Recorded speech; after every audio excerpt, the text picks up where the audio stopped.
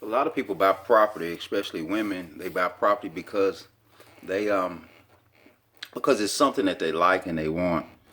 And the reality of it is that you have to look at it from a practical point of view. So you're looking at two different properties. I'm not concerned about dead animals; they can go. A gas stove is a gas stove that can be bought.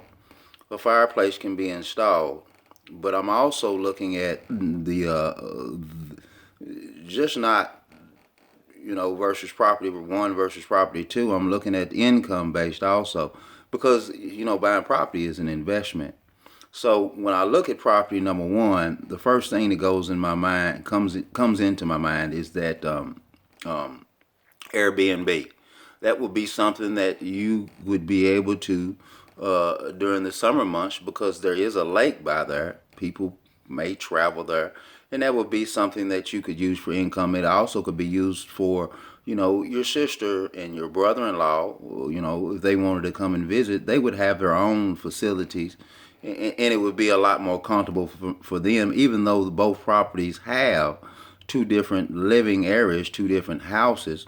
Property number two is basically a garage that was, and then I look at the prices of both properties. I also looked at the square footage of property versus one versus property number two that you showed me.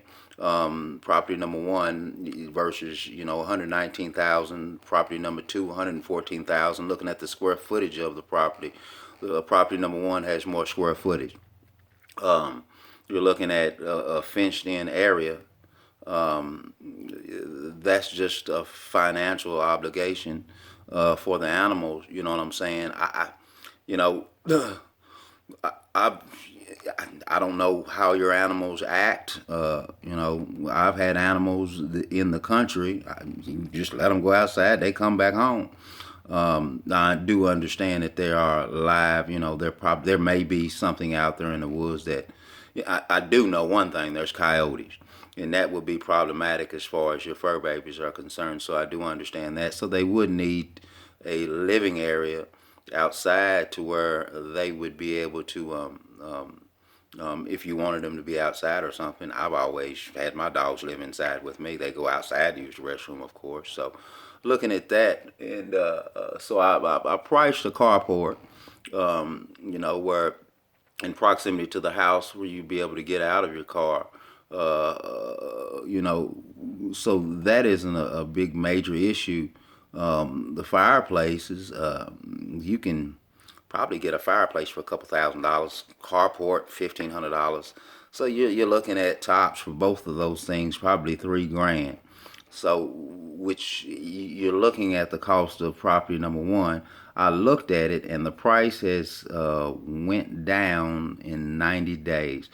So, what I would do is that I would be contacting the seller, and of course, I'm anything that you're gonna buy. I don't. The first thing you want to do is you want to at least have the closing costs covered into it. That would be part of the negotiations. $119,000 is not something that I would personally be apt to want to offer them. And that would be something that if you needed me to negotiate that with you, as far as that's concerned, to basically bid on it as far as that's concerned, and see what comes out of that as far as the response that they give you in regards to is that acceptable or not.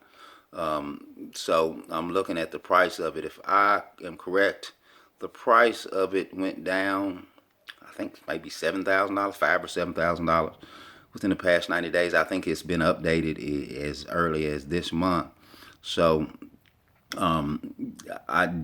did not see on property number one how long it had been on the market, which is instrumental as far as the negotiations. As long as the property has been on the market, and then the price typically goes down because the seller wants to, get rid of the property, but he does want to get something out of the property. So I think from that perspective, uh, right off the bat, um, understanding those two things that I said probably that you would want, which is a fireplace, Um, um, it probably does have. I don't know if there's a propane tank there or not, which that could be fitted with a gas stove. Um, I just don't know. That would be a question you'd ask because I do agree cooking on a gas stove is better. But as far as the fireplace is concerned, the carport, that's not a major issue at all. So now that you drove down the price of the house from 119, I probably would go down to 112,000 dollars cash. The most I would do would be $119,000, and you pay the closing cost and put a carport up, um, and you leave all the appliances in the house, um, and take the dead animals, of course. But that's just my input on it versus property number two, which is the problem that I have with property number two is just the second property.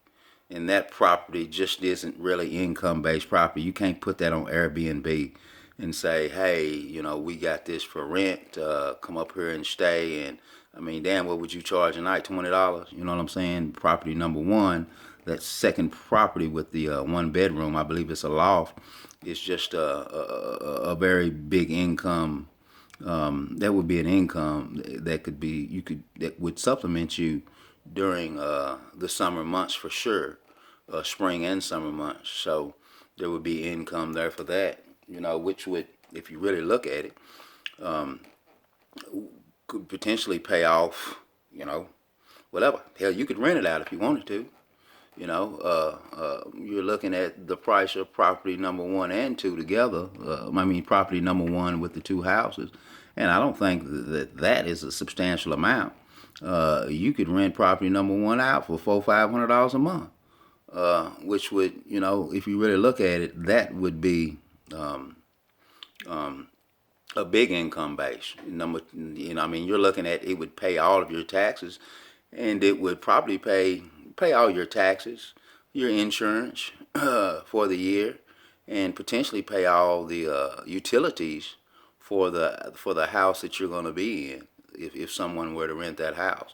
So basically, you're just generating money, and there you go. That's all I have.